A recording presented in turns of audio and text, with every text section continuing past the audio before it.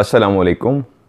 Of camera stories के एक new episode के साथ मैं हूं Mazhar Malik. Thank you so much and love you so much आप सबके प्यार भरे फीडबैक का।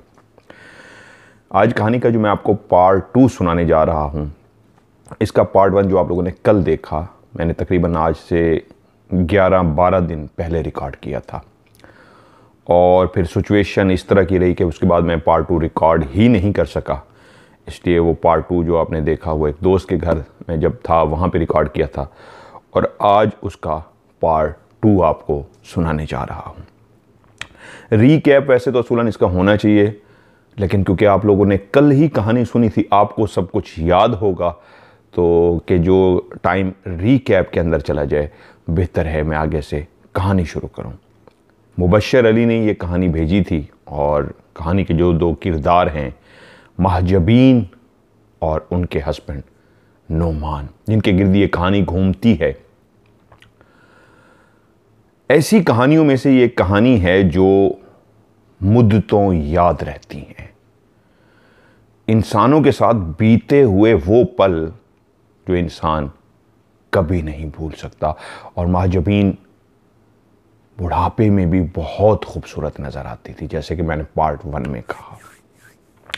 पार्ट 2 वहीं से शुरू करते हैं कि जब उनको एक धक्का पड़ा इतने ज़ोर से कि वो मुंह के बल गिर जाती और उनके पेट में पलने वाली एक और जान, उनका बच्चा, यकीनन उस चोट लगने से कोई ना कोई ज़रूर उसको नुकसान पहुंचता।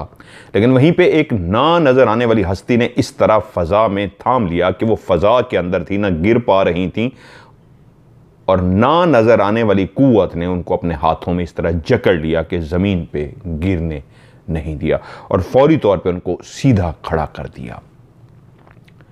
कहती हूँ उसी लम्हे में ज़मीन पे बैठ गई, मेरे दिल की धड़कन तेज़ थी, धक्का इतनी ज़ोर से पड़ा था कि मुझे गिर जाना चाहिए था और ना नज़र आने वाली ताकत ने बचा के एहसास दिला दिया था कि हम तुम्हारी हिफाजत के लिए हर वक्त मौजूद हैं। उसी लम्हे उनके सर पे किसी ने हाथ भी रखा और कहा, बेटी घबराना मत, हम हर वक्त तुम्हारी हिफाजत के लिए महफूज हैं। उसी लम्हे तो इतनी ताकत उनके अंदर नहीं थी, वो गर्दन घुमा के पीछे देखने की कोशिश भी वो कह रही है मैं कर रही थी, लेकिन मैं नहीं घुमा रही थी। और जब हाथ हटा लिया गया, वो शफकत भरा हाथ जो मेरे सर पे था, तो वहीं तभी मैंने मुड़ के पीछे देखा, पीछे कोई भी नहीं था।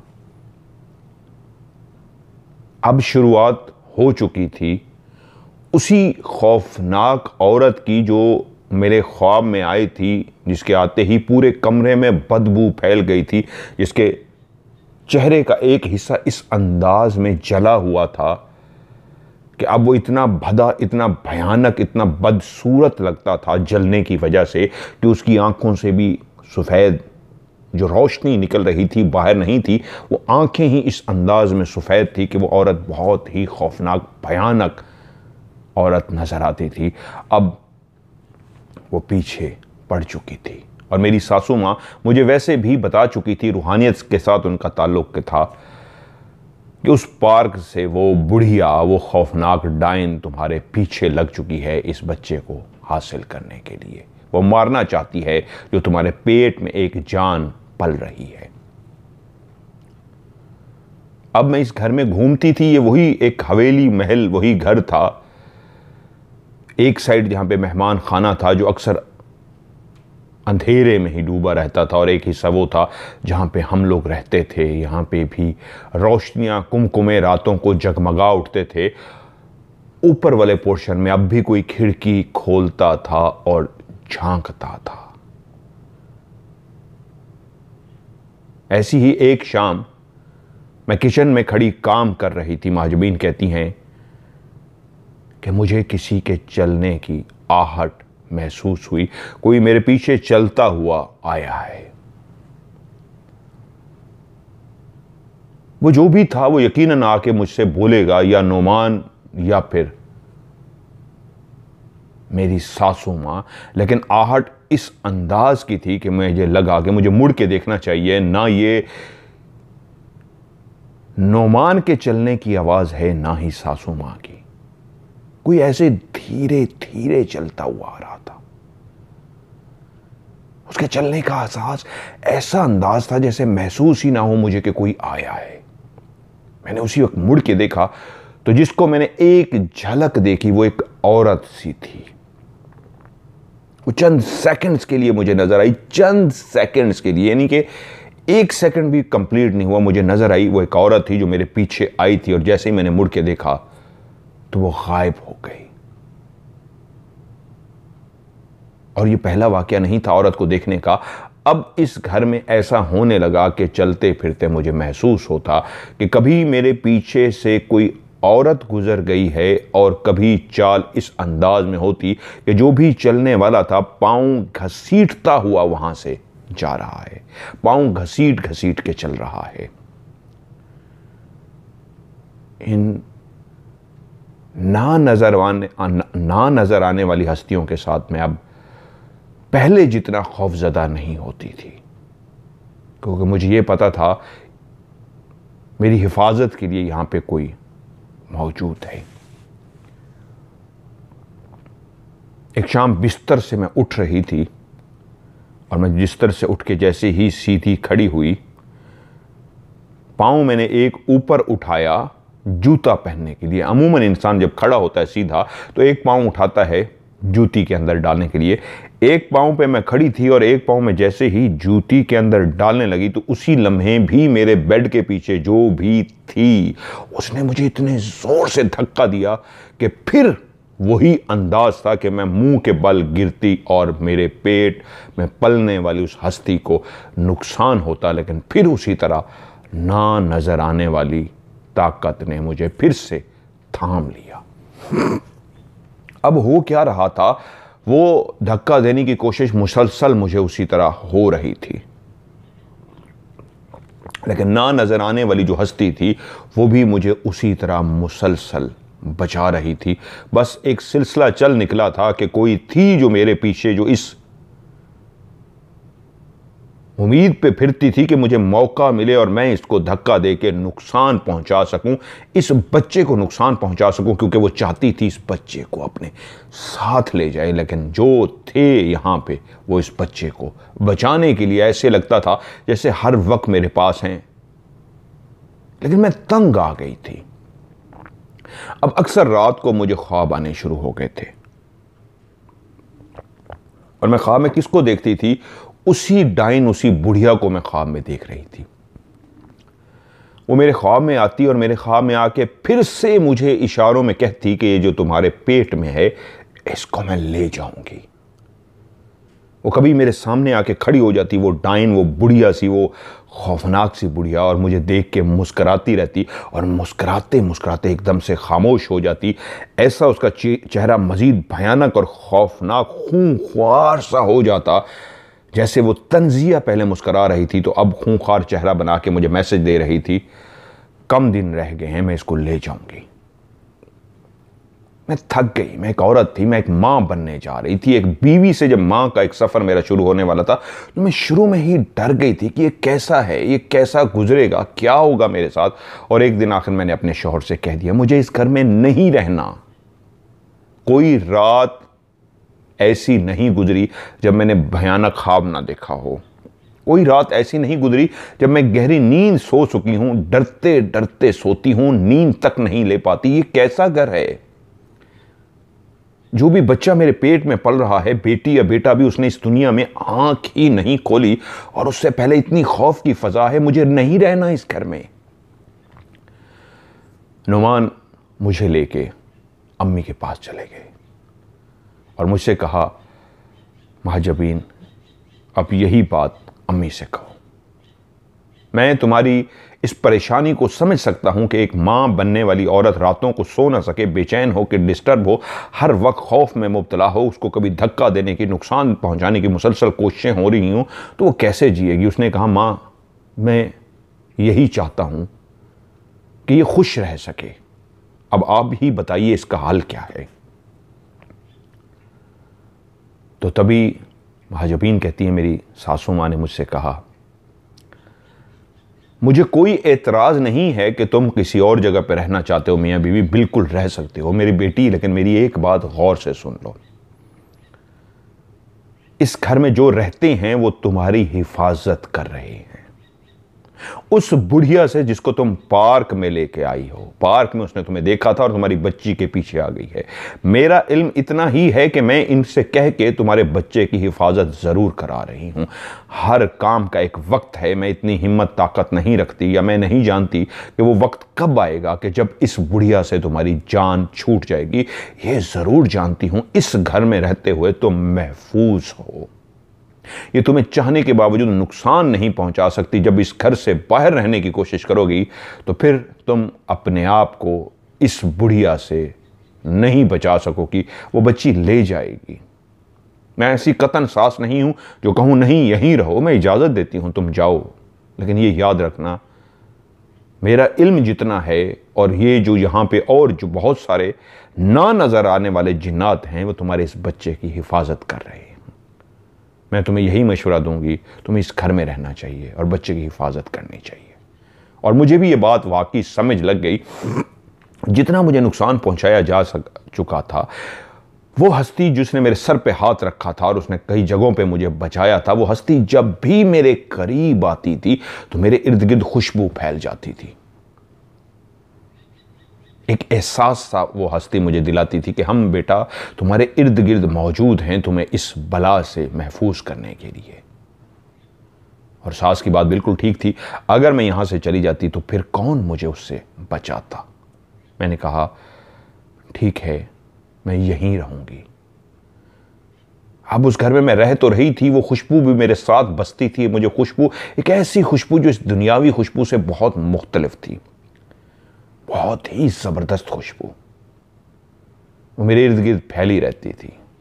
और ये एहसास था कि ये खुशबू एहसास दिला रही है कि तुम्हारे हर वक्त हम इर्द गिर्द मौजूद हैं तुम्हारी हिफाजत करने के लिए। वक्त गुजरा, आखिर वो वजूद इस दुनिया में बेटी की शक्ल में आ ही गया। अल्लाह ताला ने मुझे चांद सी एक बेटी दी।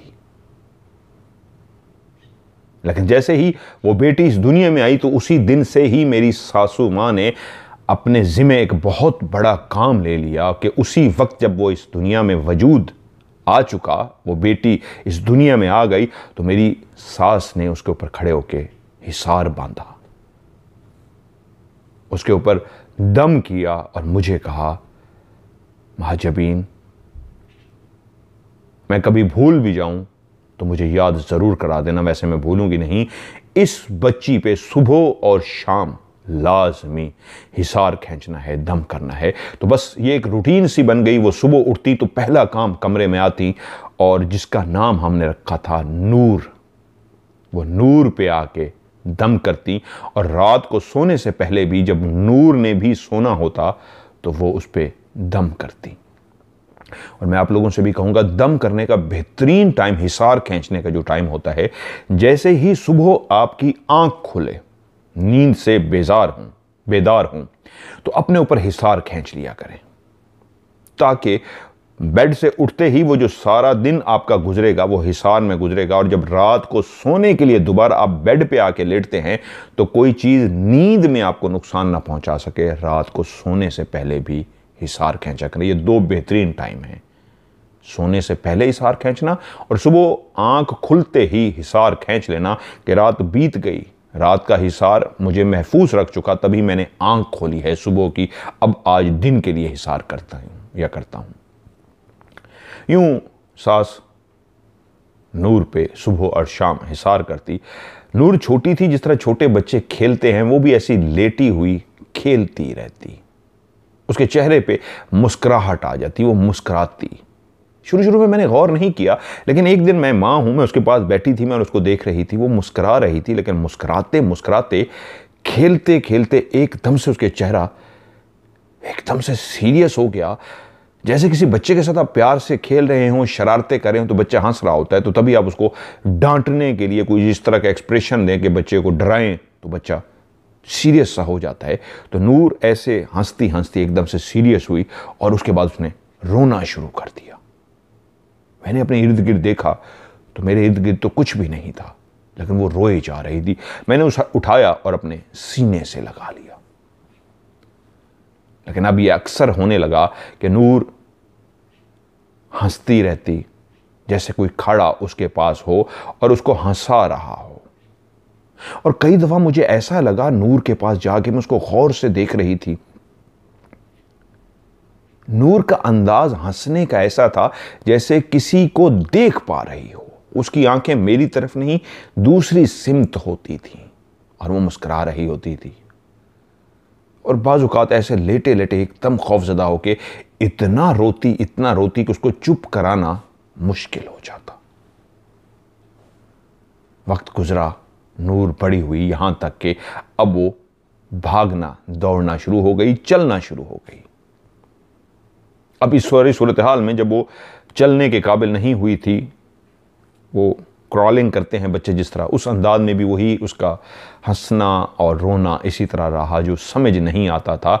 समझ उस वक्त हुआ जब वो बोलना शुरू हुई और भागना शुरू हुई।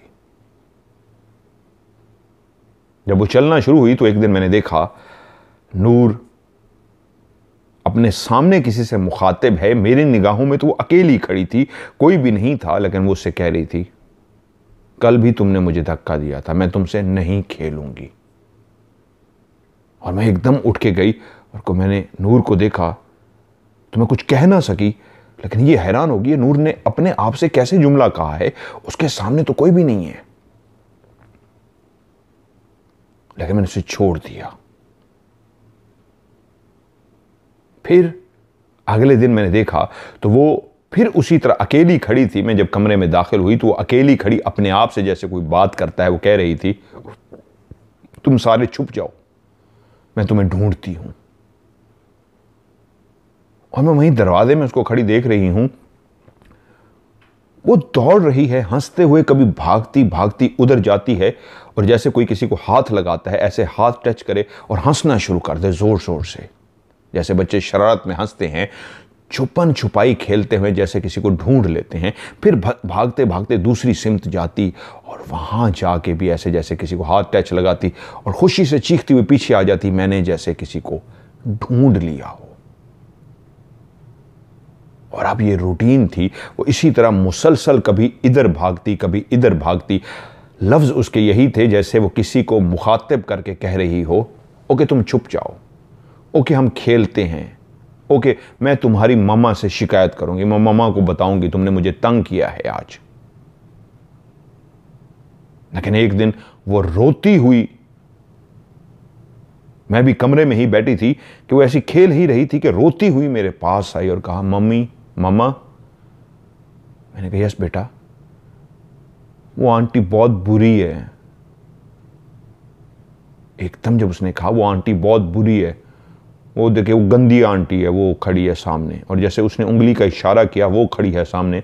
मैंने उसी सिमत देखा तो वो दीवार का जो कोना बनता है जहां पे दो दीवारें आपस में टच होती हैं, तो उस कोने की तरफ इशारा कर रही थी और डरी हुई थी और कह रही थी, वो गंदी आंटी हमें खेलने नहीं देती, वो बुरी आंटी है, वो गंदी आंटी है।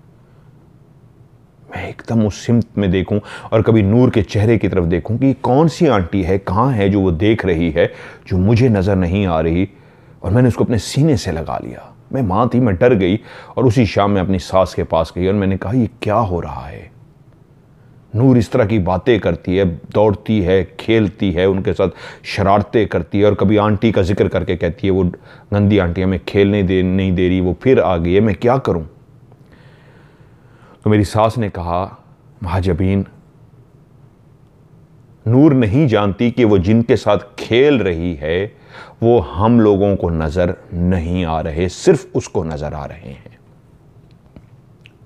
जिस दिन तुमने उसको मुखातिब करके ये बात कह दी कि किसकी बात कर रही हो, कहां है, उसी लम्हे उसके दिमाग में एक खौफ आ जाएगा। इसका मतलब है ये सिर्फ मुझे नजर आ रहा है, मां को नजर नहीं आ रहा। वो थोड़ा सा तो तुम्हें एक्सप्लेन करेगी, मामा ये है, तो आप फिर आगे से कहोगी, बेटा कहां, मुझे तो नहीं नजर आ रहा। तो बस उसी लम्हे उसके दिमाग के अंदर खौफ तारी हो जाएगा कि किसी ऐसी मखलूक को वो देख रही है या जिनके साथ वो खेल रही है, जिनको एक्सप्लेन नहीं कर पा रही कि उनके साथ खेलते हुए मम्मा को नज़र नहीं आ रहे बट मैं देख पा रही हूँ, तो इसलिए उसको खेलने दो, उससे कभी इस बात का जिक्र मत करना, वो डर जाएगी। और फिर ऐसा ही हुआ, मैंने उससे कभी इस बात का जिक्र नहीं किया और मां थी, देखती रही।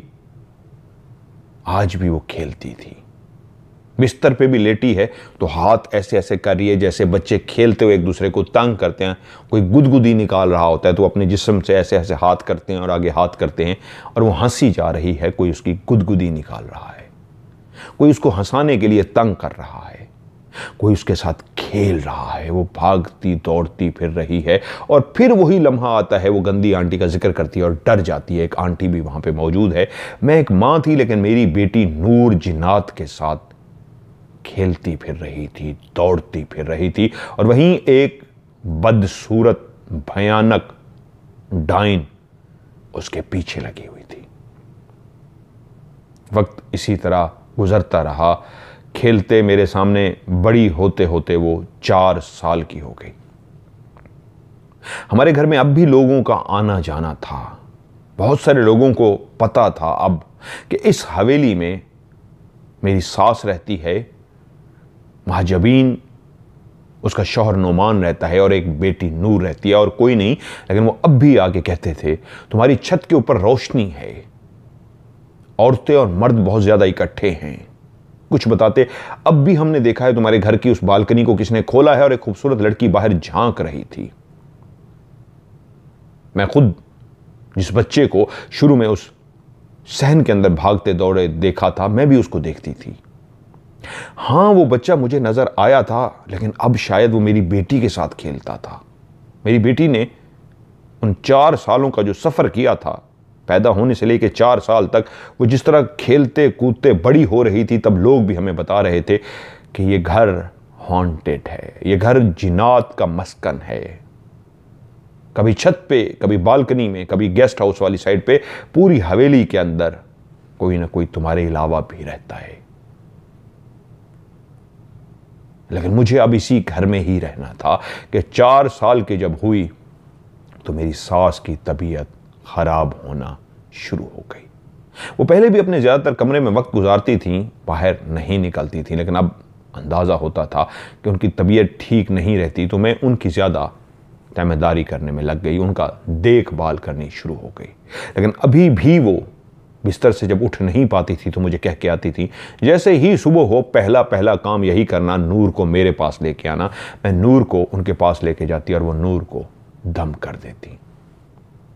और रात को सोने से पहले भी ऐसा ही होता, मैं नूर को उनके पास लेके जाती और वो नूर को दम कर देती। एक दिन उन्होंने मुझे अपने पास बुलाया और कहा, महाजबीन मेरे पास बैठो। मैंने कहा, मां जी क्या हुआ है? कहती हैं, मैंने अपनी जिंदगी का जो एक सफर था, तवील सफर गुजार लिया।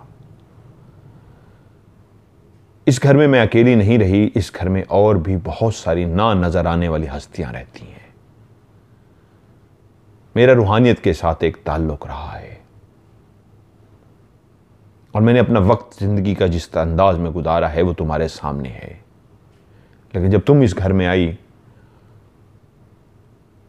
तो इस घर में वो जो रहते थे, जिनको तुम भी महसूस कर चुकी हो, जिनके लिए मीठा पका के ऊपर रख के आती हो, जिनके लिए गोश्त बनाती हो ऊपर रख के आती हो, क्योंकि मेरी अभी भी रूटीन थी, उसी तरह गोश्त बनाती थी, मीठा बनाती थी, कुछ भी पकाती थी, मैं ऊपर रख के आती थी। बर्तन ऊपर वापसी पे जब मैं लेने जाती थी बिल्कुल साफ होता था।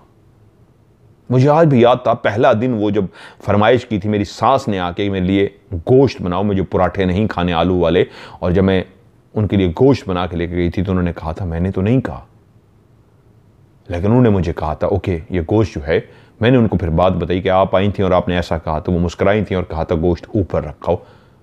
पहले दिन तो मैं ना समझ सकी थी, अब मुझे क्लियर पता था वो मेरी सासू माँ नहीं थी, वो रूप धार के आए थे, वो रहते थे, उनके लिए अब भी मैं ऊपर खाना पहुंचाती थी। तो मेरी सास कह रही थी मेरा वक्त आ गया है,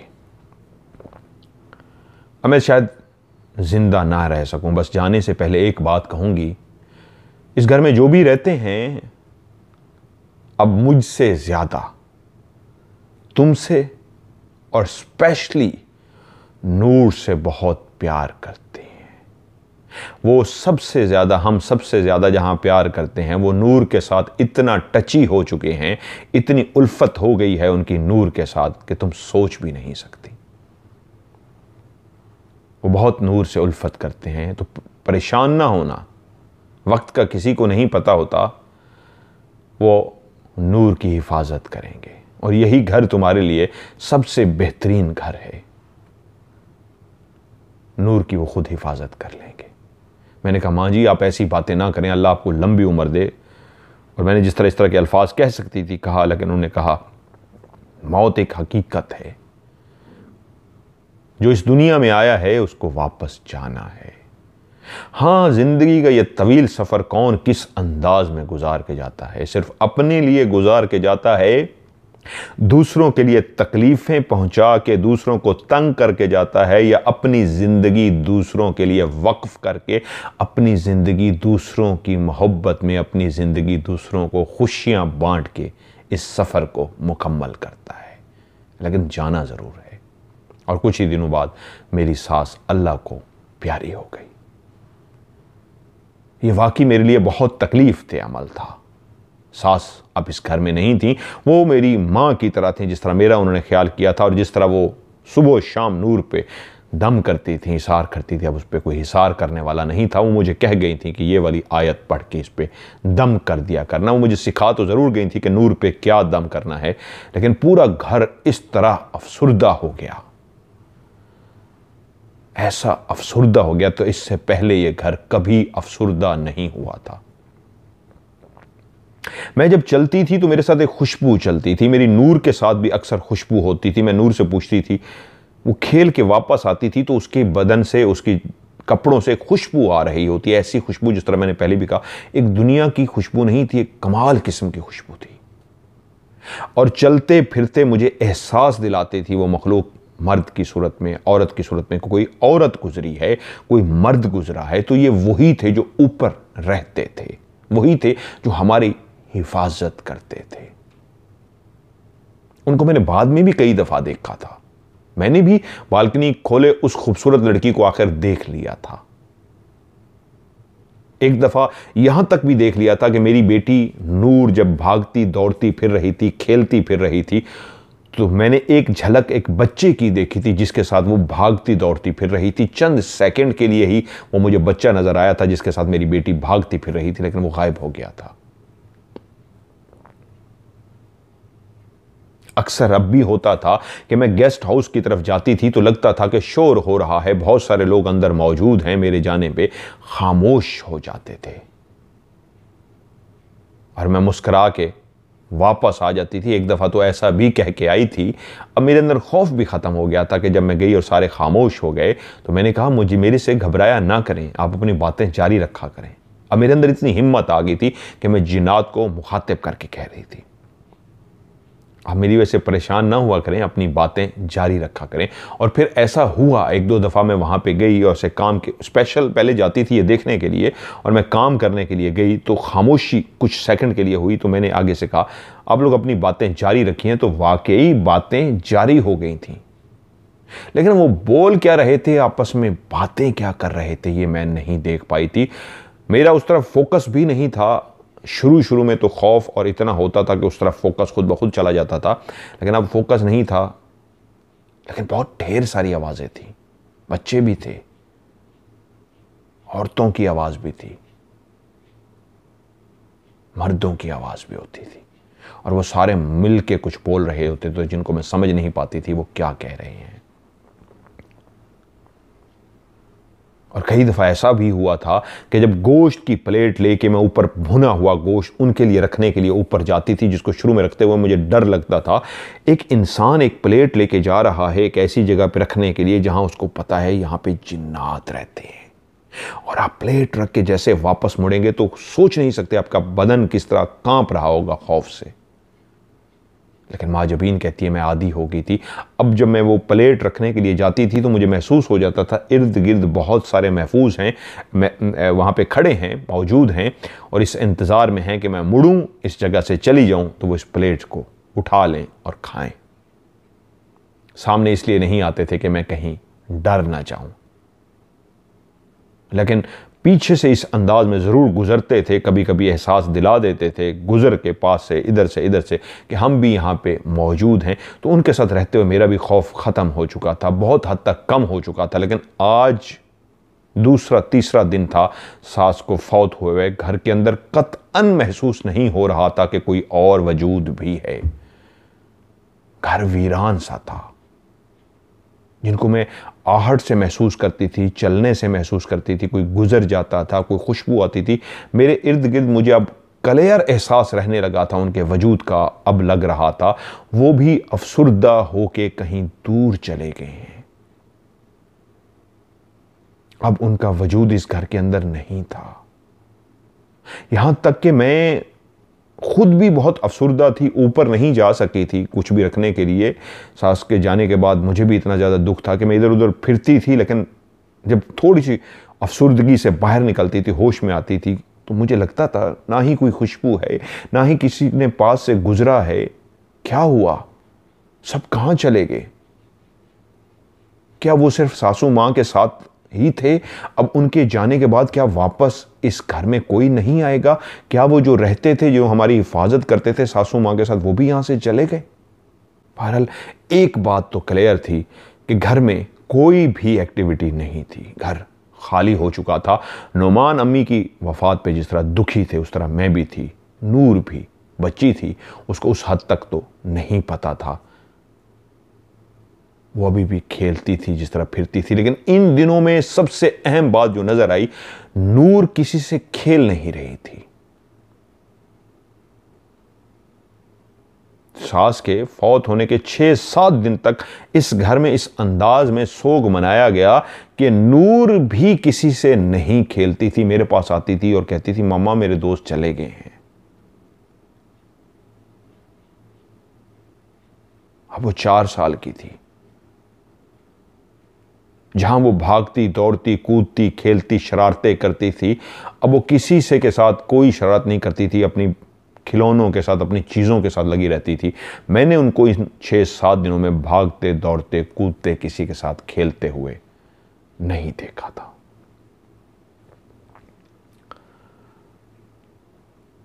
मैंने देखा एक ऐसी जगह है, अजीबो गरीब सी जगह, जिसके कमरा जिस तरह होता है, उसकी आधी साइड बिल्कुल अंधेरे में डूबी हुई है और उसकी बाकी आधी साइड उजाले के अंदर है। और मैंने देखा मेरी बेटी नूर उस कमरे में मौजूद है,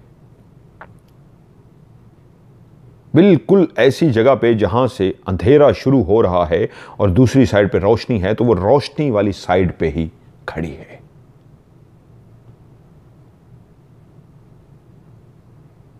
नूर के आधे जिस्म के ऊपर अंधेरा है और नूर का आधा जिस्म उसी साइड पे है जिस सिमत रोशनी है। आधी वो अंधेरे में खड़ी है, आधी वो रोशनी में खड़ी है। और वहीं पे अंधेरे में ही एक हाथ नजर आया, ऐसा हाथ जैसे आग का बना हुआ हो। घुप अंधेरे में भी वो आग की तरह का एक बना हुआ हाथ, चमकता हुआ हाथ। अंधेरा भी हो लेकिन आग हो वहां पे, तो अंधेरे में आग फिर भी नजर आती है। तो एक आग का बना हुआ बाजू था, हाथ भी उसके, पूरा एक बाजू उसके आगे हाथ था। उस आग के बने हाथ ने आके नूर को बाजू से थाम लिया और इस तरह पकड़ा कि अपनी सिमत खींचना शुरू हो गया। और बिल्कुल आहिस्ता आहिस्ता वो आग से बना हुआ हाथ नूर को अपनी सिमत खींच रहा था और नूर जोर जोर से चीख रही थी, ममा मुझे बचा लो, ममा मुझे बचा लो। और मैं उसको देख रही हूं कि उसका वजूद, उसका जिस्म आहिस्ता आहिस्ता अंधेरे के अंदर जा रहा है, यहां तक कि उसका पूरा जिस्म अंधेरे में तकरीबन जा चुका था। सिर्फ एक बाजू था आखिरी जो अभी अंधेरे में जाना बाकी था, बाकी सारा जिस्म अंधेरे में जा चुका था। तभी रोशनी के अंदर एक ऐसा हाथ, बाजू जिसके आगे हाथ भी था, उसी तरह का आग का बना हुआ जिस तरह हाथ था, जिसके बाजू था पूरा, जिसके आगे हाथ था, इसी तरह का एक रोशनी से बना हुआ हाथ, जो पूरा एक बाजू था, आगे हाथ था। रोशनी के अंदर एक ऐसी रोशनी थी सफ़ेदी दूधिया किस्म की सफ़ेद रोशनी जिसका वो हाथ था, उसने आके उसी बाजू को जो अभी तक अंधेरे में नहीं जा सका था, नूर के उसी बाजू को थाम लिया। उस नूर से बने हाथ ने उसी नूर के बाजू को थाम लिया जो अभी अंधेरे में जाने ही वाला था कि वो अंधेरे में चली जाती, कि इसी बाजू ने आहिस्ता आहिस्ता खींचना शुरू कर दिया नूर को और वापस रोशनी में ले आया। और उसी लम्हे दोबारा से उसी हाथ ने जो आग से बना था नूर को वापस अंधेरे की तरफ खींचना शुरू कर दिया, और वो हाथ जो नूर से रोशनी से बना था वो वापस खींच रहा था। मम्मा मम्मा की आवाज के साथ नूर चिल्लाए जा रही थी, मम्मा मुझे बचा लो, मम्मा मुझे बचा लो। और दो हाथ, एक आग एक नूर का, रोशनी का, उसको अपनी अपनी तरफ खींच रहे थे। और नूर मामा बचा लो कह रही थी कि वहीं पे एक जबरदस्त सी धाड़ सुनाई दी। एक ऐसी धाड़ जो इतनी भयानक, इतनी खौफनाक थी कि मुझे झटका लगा, और मुझे जैसे ही झटका लगा तो मेरी आंख खुल गई। मेरी जैसे ही आंख खुली तो मेरा पूरा वजूद पसीने में शराबूर था, और मैंने देखा मैं बिस्तर पर लेटी हूं और नूर मेरे साथ ही बिस्तर पर लेटी है। और ये मगरिब की अजानों का टाइम होने वाला था। तभी मुझे एहसास हुआ कि मैं ऐसी सोई कि मुझे होश ही ना रहा कि मगरिब का टाइम होने वाला था। यानी कोई 2-3 घंटे 4 घंटे में सो गई थी। दिन को जिस तरह इंसान सोता है तो सोई थी 1-2 घंटे के लिए, लेकिन इतनी लंबी सो गई कि मगरिब का टाइम हो गया। और बीच में नमाज भी मिस हो गई थी, नहीं पढ़ सकी थी, वो सोई रही थी। असर की नमाज उसकी मिस हो गई थी। ज़ुहर की नमाज पढ़ के वो सोई थी, असर की नमाज भी उसकी मिस हो गई थी, और अभी मगरिब का टाइम होने वाला था। क्योंकि बाहर अंधेरा छा चुका था, मगरिब का टाइम होने वाला था, लेकिन अंदर कमरे में लाइट जल रही थी कि वहीं पे ही उस वक्त जो मेरी आंख खुल चुकी थी, मैंने देखा दरवाजा धड़म करके खुला, जैसे किसी ने बहुत जोर से, इतनी जोर से धक्का मारा हो कि दरवाजा टूट के गिर जाए। दरवाजा मजबूत था, टूटा नहीं, लेकिन धड़म से दरवाजा खुल गया। वो इतनी जोर से खुला था कि गहरी नींद में सोई हुई नूर के जिस्म ने भी झटका लिया और दरवाजे के खुलने से वो भी उठ गई। और जैसे ही वो उठी तो ये मैं नींद से बेदार हो चुकी थी, खुली आंखों के साथ देख रही हूं जिसने जोर से दरवाजा खोला था, गुस्से से दरवाजा खोला था, वो कोई भी ताकत थी वो अंदर दाखिल हुई और उसने नूर के टांग को इस अंदाज में पकड़ा, पांव से पकड़ा कि उसकी टांग उठ गई। जैसे कोई बच्ची या इंसान लेटा हुआ हो, आप उसकी टांग को पकड़ेंगे तो वो टांग ऊपर की तरफ हो जाएगी, तो नूर की टांग ऊपर हो गई। और मुझे क्लियर समझ आ गया किसने इसको टांग से पकड़ लिया, और उसके बाद उसने उसको घसीटना शुरू कर दिया। इस अंदाज में उसको घसीटना शुरू किया। वो जो बेड पे लेटी हुई नूर थी, तो वो उसको जोर से जमीन पे गिर जाना चाहिए था, वो जोर से जमीन पे गिरी तो नहीं, लेकिन उस टांग को ऐस अंदाज में घसीटा गया कि नूर ने अपने हाथों से अपने आप को बचा तो लिया गिरने से, लेकिन उसको सर में नहीं कमर में चोट जरूर लगी। और ये इतना जल्दी में हुआ था कि कोई इतनी तेजी से अंदर दाखिल हुआ, दाखिल होते ही उसने नूर को टांग से पकड़ा और घसीटना शुरू कर दिया कि मैं जितनी देर में उठने लगी नूर को बचाने के लिए, तो मैंने देखा वो घसीटती हुई जो भी चीज़ थी नूर को बाहर की तरफ लेके जा चुकी थी। वो जो मेन दरवाज़ा था जो खोल के वो अंदर आई थी, वो ताकत उस दरवाजे से नूर बाहर जा चुकी थी। और मैं चीखती हुई नूर नूर, और नूर भी ममा ममा मुझे बचा लो। अब ये मैं खुली आंखों से देख रही हूं। मैं उठ के भागी हूं। अब मेरी आंखें देख रही हैं कि नूर जमीन पे घिसटती हुई जा रही है, कोई उसको घसीट रहा है। वो पीछे की तरफ देख रही है, मामा मामा पुकार रही है, हाथों को इस तरह कर रही है, मामा मुझे बचा लो, और कोई ताकत उसको घसीटते हुए लेके जा रही है। उसकी टांग अभी भी उसी तरह उठी हुई है जिससे लगता है वो जो भी ताकत है उसको टांग से पकड़ के घसीटती हुई लेके जा रही है। मैं भी उसके पीछे भागती हुई गई हूं, लेकिन इतनी तेजी से नूर को घसीटा जा रहा है कि मैंने देखा घसीटती घसीटती वो सहन तक चली गई। मैं अंदर का दरवाज़ा हमेशा बंद करके सोती थी। अंदर का दरवाज़ा भी जो मेन दरवाज़ा था वो बंद था, लेकिन आखिरी लम्हे जो मैंने देखा, क्योंकि मेरे सर में बाकायदा जिस तरह किसी ने कोई चोट मारी जाती है, टकराया जाता है किसी चीज़ का, मेरे जिस्म से, मेरे सर से कोई इस तरह की चीज़ टकराई इतने ज़ोर से कि मैं ज़मीन पे गिर गई। और आखिरी मंज़र जो मेरी आंखों ने देखा तो वो घसीटती हुई मेरी बच्ची को उस दरवाजे के करीब लेके जा चुकी थी, जिसके अंदर से कुंडी थी, बंद किया हुआ था मैंने, और वो दरवाज़ा अब खोल चुकी थी और मेरी बेटी बाहर जा रही थी। उसी अंदाज में घसीटती हुई ज़मीन पे, टांग से पकड़े, उसकी टांग उठी हुई थी और दरवाज़ा मेन खोल के उसको बाहर लेके जा चुकी थी।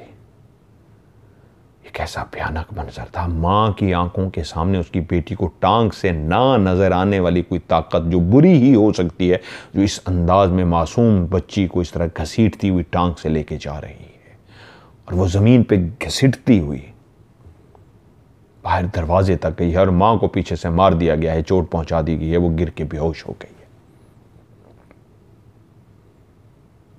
महाजबीन कहती है जब मैं बेहोश हो गई तब मेरी आंखों के सामने जो मंजर था, ये बहुत खूब अंधेरा था, बहुत खूब अंधेरा, कुछ भी नजर नहीं आ रहा था।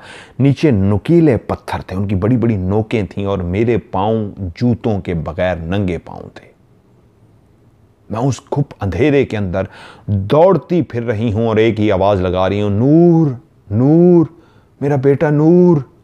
और मेरे पाँव के अंदर वो नोकीले पत्थर चुभते जा रहे हैं, मेरे पाँव के नीचे से खून बह रहा है, मेरे पाँव गीले हैं, जिससे मुझे अंदाजा हो रहा है रिसने वाला पाँव के अंदर से खून है। पर अंधेरा है, मैं किस सिमत भाग रही हूं मुझे खुद नहीं अंदाजा, बस नूर नूर पुकारती मैं भाग रही हूं। यहां तक कि भागते भागते मेरी आंखों ने सामने एक रोशनी को देखा। मैं घुप अंधेरे से निकल के रोशनी में आके खड़ी हो गई, और उस रोशनी में मैंने देखा नूर जमीन पर लेटी हुई है, साकित, हिल नहीं रही। मैं भागती हुई नूर के पास पहुंचती हूं, उसका वजूद ऐसे लगता है अकड़ चुका है, उसके वजूद के अंदर जान नहीं है, बेजान सा वजूद है। मैं फौरन जाके उसके नाक के आगे हाथ रखती हूं, वो सांस भी ले रही है कि नहीं, तो वो सांस नहीं ले रही, उसको सांस नहीं आ रहा, उसका जिस्म ठंडा यख हो चुका है और वो जिंदा नहीं है। तभी मेरे कानों ने एक आवाज सुनी, मामा मामा। और मैंने उसी आवाज की सिमत चौंक के देखा तो नूर, इस वजूद से, जो नूर का ये वजूद खड़ा था, इस वजूद से तकरीबन 8 से 10 कदम दूर नूर खड़ी हुई थी।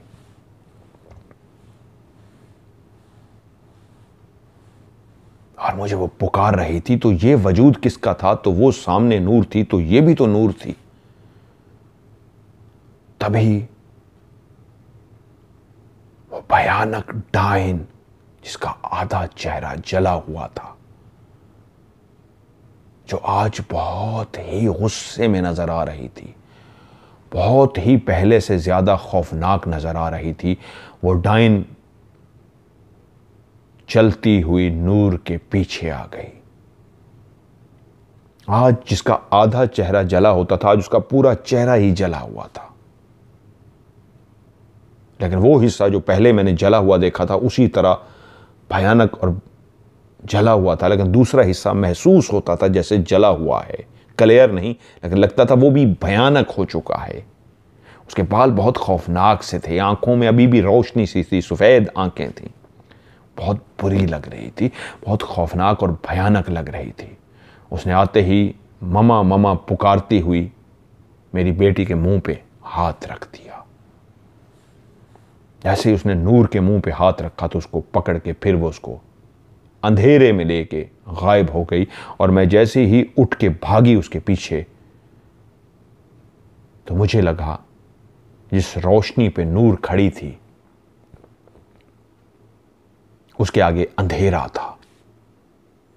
और जैसे ही मैं उस अंधेरे में दाखिल हुई तो आगे एक बहुत बड़ी खाई थी, तभी मैंने अपने वजूद को एक खाई में नीचे गिरते हुए देखा और मेरे कान एक आवाज़ को सुन रहे थे। दूर से आती हुई एक आवाज़ मैं नीचे की तरफ गिरती जा रही थी और मेरे कानों में एक आवाज़ आ रही थी, मामा मामा मामा मामा। और जैसे ही मेरा वजूद उस खाई में जाके नीचे गिरा तो ज़ोर से मुझे झटका लगा गिरने से। कानों में अभी भी वो दूर से आवाज़ आ रही थी, मामा मामा। और जैसे मेरे जिस्म ने झटका लिया तो मैंने आंखें खोल दी। मेरी बेटी नूर मेरे ऊपर झुकी हुई थी और मामा मामा कह रही थी। वो दूर से आती हुई आवाज़ जो मुझे महसूस हो रही थी वो मेरी इस बेटी नूर की थी। मेरे शौहर परेशान हालत में मेरे पास ही बैठे हुए थे। वो भी देख के एकदम से मुझे मुखातिब हुए, महाजबीन महाजबीन तुम होश में आ गई हो। और मैंने इर्द गिर्द देखा अपने तो मैं एक बेड पे थी और मैंने बेड पे आंखें खोली थी। मेरे शौहर ने कहा, शुक्र है तुम होश में आई, क्या हुआ था? क्योंकि मैं जब अंदर आया हूं तो दरवाज़ा खुला हुआ था। तुमने कभी भी दरवाज़ा खुला नहीं रखा। दरवाज़ा खुला हुआ था, उसकी कुंडी खुली हुई थी, जो आज तक पॉसिबल नहीं है। मैंने हैरान हुआ हूँ, कैसे कुंडी खुली हुई है, कुंडी कैसे खुली है। मैं अंदर दाखिल हुआ हूँ तो देखा किचन के पास तुम बेहोश पड़ी हुई हो। मैंने तुम्हें किचन से उठाया है और उठा के इधर बिस्तर पर ले आया हूँ। नूर वहाँ खड़ी खेल रही थी सहन में। जब मैंने तुम्हें इस तरह बेहोश देखा तो मैं डरा कि नूर कहाँ है। नूर को पहले ही मैं देख चुका था, वो सहन में खड़ी खेल रही है। शुक्र है काफ़ी देर के बाद तुम होश में आ गई हो। मैंने अपनी बेटी को देखा और फौरन अपनी बेटी को गले लगा लिया। काफ़ी देर मैंने अपनी बेटी को गले लगाए रखा। मेरे शौहर भी परेशान थे कि इस क्या सारा माजरा हुआ है। तो तभी नूर मुझसे मुखातिब हुई, मामा वो बुरी आंटी मुझे घसीट के ले गई थी। वो अपनी तोतली ज़बान में बहुत अच्छा, ज़्यादा तो नहीं बोल सकती थी लेकिन वो बच्ची जितना बोल सकती थी उसने बोलना शुरू किया। मामा वो बुरी वाली जो आंटी थी ना, मुझे टांग से पकड़ के लेके जा रही थी। मामा वो जैसे ही दरवाजे से बाहर निकली, वो जो ऊपर अंकल रहते हैं वो आगे थे। मामा अंकल ने आके उस बुरी आंटी को पकड़ लिया था। फिर अंकल और आंटी लड़ रहे थे, वो दोनों लड़ रहे थे मामा। लड़ते लड़ते फिर जो वो आंटी थी ना, उनको आग लग गई थी। बच्ची थी, किचन में आग देख चुकी थी, उसको पता था। मैं उसको कई दफ़ा समझा चुकी थी, बेटा ये आग है, इसके करीब नहीं आना। कहते मामा वो जो आप कहती है ना उसके पास नहीं जाना, वो आग लग गई थी आंटी को। और फिर वो आंटी चली गई। और वो जो अंकल थे ना, वो अंकल मुझको कह गए थे, मामा से बोलना अब वो जो गंदी वाली आंटी है वो मर गई हैं, अब वो नहीं आएंगी। मामा ये मरना क्या होता है? वो बच्ची नहीं जानती थी कि मौत क्या होती है। वो जो डाइन थी जिसको आग लगी थी वो मर चुकी थी। मारने वाले ने ये ज़रूर बता दिया था कि अब परेशान ना होना, मामा को बता देना वो मर गई है। और ये सारा वाकया क्यों हुआ था? सास मेरी जो फौत हुई थी उसके मरने के 6-7 दिन तक, जिस तरह कहा, एक सोग सा था। जो मखलूक इर्द गिर्द रहती थी वो अब गायब हो गई थी, नजर नहीं आ रही थी। और तभी ही वो, जब ये मखलूक इर्द गिर्द नहीं थी, हमारी हिफाजत नहीं कर रही थी, ये भी सोग में कहाँ चले गए थे, तभी वो इतनी बदमाशी से आई थी। उसने इतनी ज़ोर से दरवाज़ा खोला था। पहले मुझे ख्वाब में नज़र आई और जब मैं नींद से जागी तो उसी लम्हे वो अंदर दाखिल हो गई। उसने मेरी आंखों के सामने मेरी बेटी को टांग से पकड़ा और घसीटती हुई दूर ले गई। लेकिन उसका बाद जो हुआ था मेरी आंखों ने तो नहीं देखा था। मुझे उसने मार के बेहोश कर दिया था। हाँ, वो अंकल जो उस वक्त मौजूद नहीं थे 6-7 दिनों से, वो भी अफसुर्दगी की वजह से, उस फौतगी की वजह से चले गए थे, तब वो पहुंचे थे।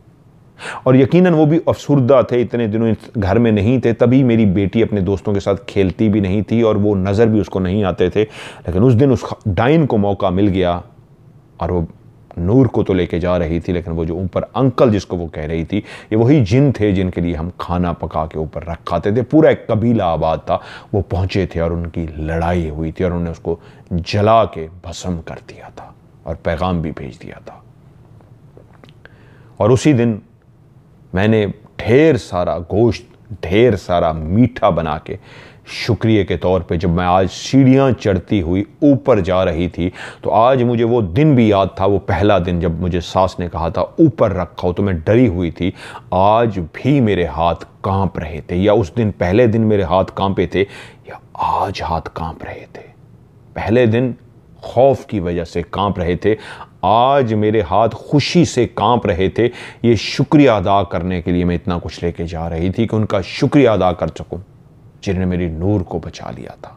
मेरी सास ने कहा था एक टाइम आएगा बेटी, तुम्हें इससे छुटकारा मिल जाएगा, और वो टाइम आ चुका था। मेरी नूर को, मुझको, घर को छुटकारा उस टाइम से मिल चुका था, उसको जला चुके थे।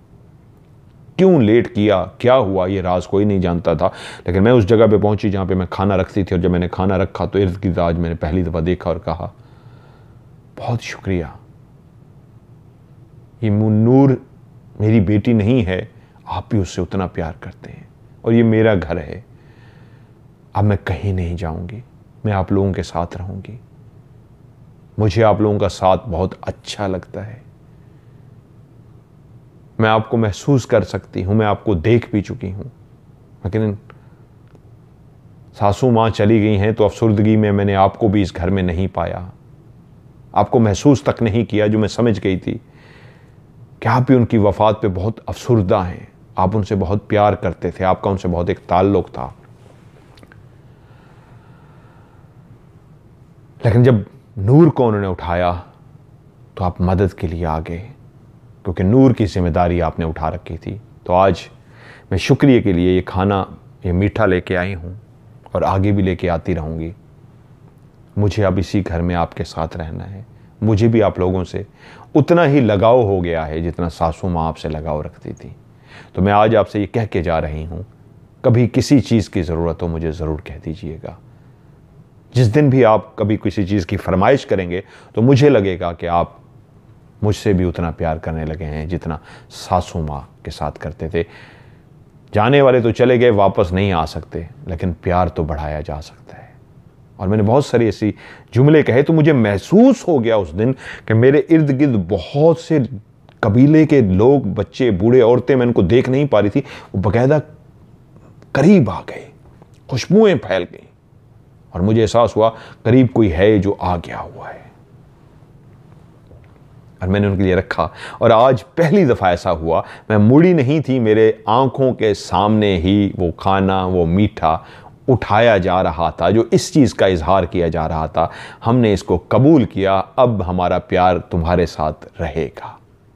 जो मेरे मुड़ने के बाद उठाते थे, आज मेरे सामने ही उठा रहे थे। कोई हाथ, कोई ताकत नज़र नहीं आ रही थी, लेकिन चीज़ें उठती जा रही थी, जिससे लगता था कोई उठा के लेके जा रहा है।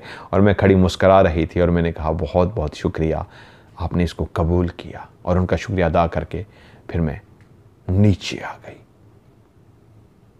उसके बाद भी कई दफ़ा लोगों ने कहा कि आपके घर में हमने लाइटें देखी हैं, रोशनियां देखी हैं, लोगों को देखा है, ये एक भूत बंगला है, यहाँ पे जिन्नात का बसेरा है, आप इस घर को छोड़ क्यों नहीं देते। तो मैं मुस्कुराती थी और दिल ही दिल में कहती थी, अगर ये जिन्नात, ये भूत, ये ना होते तो शायद मेरी आज नूर ना होती। मुझे इनसे अब प्यार हो गया है। मेरी सासू माँ तो रूहानियत के साथ ताल्लुक़ रखती थी, इसलिए उनके साथ क्या क्या देख सकती थी, क्या क्या उसका बातचीत होती थी, लेकिन मुझे अब इनसे प्यार है, मैंने रहना ही इनके साथ है। और बकिया ज़िंदगी उन्होंने उनके साथ गुजारी। लेकिन उसके बाद क्या कुछ हुआ, उन्होंने वो राज ही रखा, और ख़ुद से कहा कहानी सुनाना मकसूद था तो इतना कुछ बता दिया। लेकिन उसके बाद जब मेरा ताल्लुक़ बना, उस खाना और मिठाई देने के बाद जब मैं नीचे आई, तो फिर इतना गहरा ताल्लुक़ बन गया था कि जिस तरह मेरी सासू माँ बातें नहीं बताती थी, ताल्लुक़ जो बना था उन जिन्नात के साथ, तो मेरा भी कुछ इस तरह का ताल्लुक़ बना कि फिर वो मैं नहीं बता सकती, लेकिन बहुत ताल्लुक़ रहा। वो वहाँ पे हैं, नहीं हैं, रहते थे, चले गए, ऐसा उन्होंने नहीं बताया। उन्होंने कहा बस अब ये राज है, जितना कुछ बताना था उतना बता दिया, लेकिन फिर उनके साथ ज़िंदगी गुजारी। और फिर उसके बाद बहुत सारे राज थे जो उन्होंने मेरे सामने खोल दिए थे।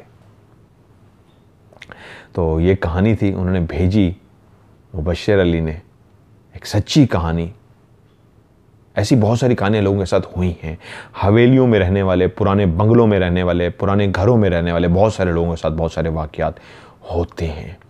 मैं जहाँ पे हूँ यहाँ पे भी वाक़यात होते हैं और मैं आपको इंशाल्लाह कैमरे में रिकॉर्ड करके दिखाऊंगा। कितना कुछ होता है, बहुत सारी जगहों में बहुत कुछ होता है। हिडन एंटिटी, छुपी हुई मखलूक, जिनको आप जिन्नात कह लें, कोई भी मखलूक का नाम दे दें, वो हैं, अब भी हमारे इर्द गिर्द हैं। यहां पे भी कहानी सुनने के लिए आ गए हैं, ये मैं आज आपको गारंटी से कह रहा हूं।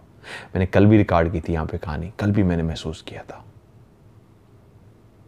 कहानी सुनने के लिए आते हैं, उनके पर हैं, उड़ना, ट्रैवल करना, दूर जाना उनके लिए मुश्किल नहीं है, लेकिन वो आते हैं। मैं जब कहानी सुनाता हूं, बाखुदा, मैं आज आपको हल्फ देके कसम उठा के कह रहा हूं, बाखुदा ये कहानी सुनते हैं, एंजॉय करते हैं। अभी भी हैं, मैं अकेला हूं, ऐसे टाइम पे कहानी रिकॉर्ड कर रहा हूं जब फैमिली ना हो, सारे इधर उधर हैं, तो कहानी सुनते हैं, ये मुझे महसूस कराते हैं बहुत ज़्यादा। मेरा भी इनके साथ प्यार है। तो आप लोग जो कहानी सुनते हैं, अगर कोई स्पीकर में सुनता है, हेडफोन लगा के नहीं सुनता, हेडफोन पे लगा के सुनेंगे तो आप सुनेंगे। अगर आप स्पीकर पे कहानी सुन रहे हैं तो ये आपके साथ बैठ के कहानी सुनेंगे।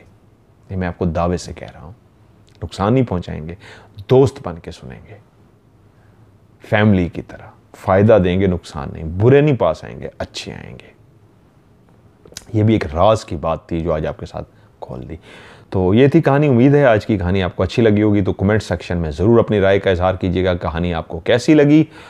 और जाने से पहले वही जिस तरह मैं कहता होता हूँ, आप भी अपनी कहानी मुझे सेंड कीजिए। और मेरा नंबर है व्हाट्सअप का जिस पर आपने कहानी सेंड करनी है, +92 पाकिस्तान का कोड मिलाएं और उसके आगे नंबर है 313665550। मैं रिपीट कर देता हूँ, +92 313665550। इस पर आप कहानी मुझे व्हाट्सअप भी कर वॉइस मैसेज रिकॉर्ड करके भी भेज सकते हैं, कहानी लिख के भी भेज सकते हैं। वॉइस मैसेज अगर आप रिकॉर्ड करेंगे तो लंबा सा एक वॉइस मैसेज में एक ही वॉइस मैसेज रिकॉर्ड करें, उसमें कहानी पूरी रिकॉर्ड करें।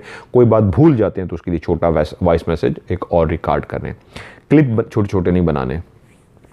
और लिख के भेजना है तो आप उर्दू में, इंग्लिश में, रोमन में आप कहानी लिख के भेज सकते हैं। दोनों सूरतों में आप लिख के भेजें या वॉइस मैसेज रिकॉर्ड करके भेजें। आखिरी लफ्ज़ जो आपने मुझे लिख के भेजना है वो है STORY, स्टोरी, या उर्दू में लिखते हैं स्टोरी, या फिर एक लफ्ज़ लिख सकते हैं OCS, O for of, C for camera, S for story, OCS लिखते हैं, OCS लिखते हैं, या फिर इंग्लिश में, उर्दू में स्टोरी लाजमी आखिरी लफ्ज़ लिखते हैं। उससे होता यही है, एक्सप्लेन मैं बार बार करता हूँ, बहुत सारे लोग गलती करते हैं कि मैंने मोबाइल उठाया, आपका मैसेज खोला तो देखा जहाँ पे OCS या स्टोरी लिखी होगी, सबसे पहले मैं उसी को खोलता हूँ और खोल के सेव कर लेता हूँ नंबर दे के।